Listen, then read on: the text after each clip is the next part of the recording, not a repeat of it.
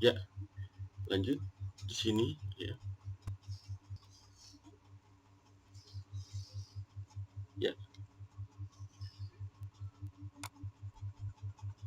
ya bisa kamu lihat di sini tadi pembelajaran tanpa supervisi adalah pembelajaran tanpa pengawasan. Jadi tidak melibatkan pengeluaran target ya. Artinya adalah pelatihan disediakan untuk sistem. Jadi sistem harus belajar sendiri melalui penentuan atau adaptasi berdasarkan karakteristik ya.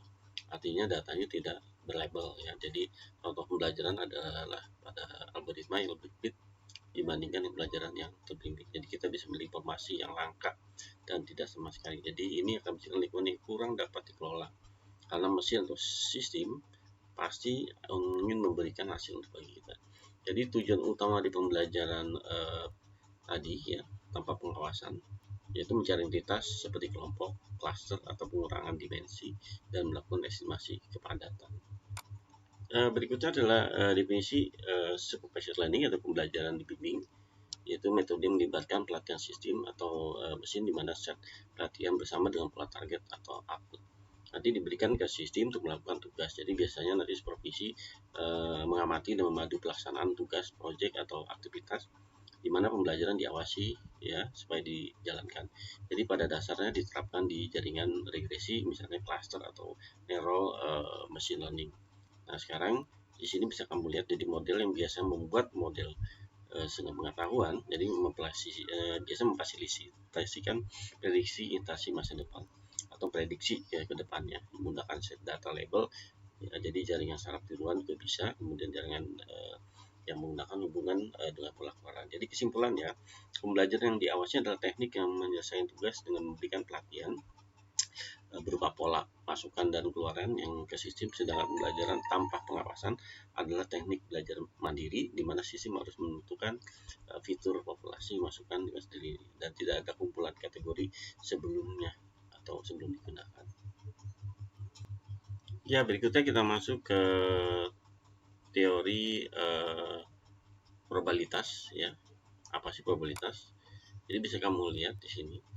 Awal teori peluang atau contohnya perjudian. Jadi abad ke-9 Barry John Michael lagi menyusun sebuah peluang secara umum. Jadi teori peluang dalam meramalkan peluang dalam penjualan dan lain. Ini menurut ahli ekonomi dan manajemen. Oke, jadi definisi probabilitas adalah peluang suatu kejadian. Jadi memanfaatkan probabilitas adalah membantu pengambilan putusan yang tepat karena kehidupan di dunia pasti tidak ada kepastian dan informasinya tidak sempurna, maka perlu adanya teori probabilitas. Contoh harga saham ya, berdasarkan analisa harga saham atau peluang produk yang digunakan ya. Ya, jadi ada skala klasik, jadi pendekatannya macam-macam ya, bisa kamu lihat di sini. Ada pendekatan klasik yaitu berdasarkan rasio peristiwa yang punya kesempatan yang sama untuk terjadi equally. Artinya dia akan mengambil saling eksklusif sebuah peristiwa. Di sini rumusnya probabilitas sama jumlah kemungkinan hasil K dibagi jumlah total kemungkinan. Ya, contohnya bisa kamu lihat di sini. Ini adalah probabilitas ya. Jadi bisa kamu lihat ya percobaan hasil ya. Jadi kita melempar uang muncul gambar untuk angka 2,5 ya. Oke, atau mahasiswa belajar menghasilkan lulus sangat memuaskan, hasilnya berapa ya. Ya, ini contoh untuk probabilitas. Jadi bisa kamu lihat di sini sebuah koin dilemparkan 2 kali. Berapakah kemungkinan ya paling sedikit sebuah muka akan terlihat nanti permukaan yang diinginkan. Contohnya misalnya M adalah muka, B ada belakang. Jadi untuk uang sampelnya digunakan S sama MM, MB, BM. Jadi yang A muncul paling sedikit muka adalah A sama dengan M, B, MB. Jadi probabilitas yang paling muncul ya yaitu rumusnya bisa kamu lihat FA atau 3. Berikutnya pendekatan relatif yaitu probabilitik sama, jadi tergantung dari berapa banyak kejadian terjadi atau sebenarnya.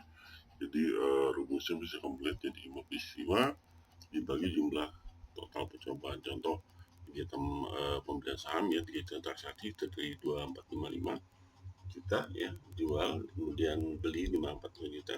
Jadi untuk probabilitasnya adalah bisa kamu bagi 345 dibagi 3 juta sama dengan 88%. Probabilitas belinya adalah 54 dibagi 3 juta, jadi menghasilkan 18%. Berikutnya pendekatan subjektif. Bahkan dalam suatu kepercayaan atau subjektivitas, contoh sebuah rektor ya, di Jakarta misalnya, di 2020 menerima mahasiswa baru dengan tingkat peningkatan di 5% karena dari buka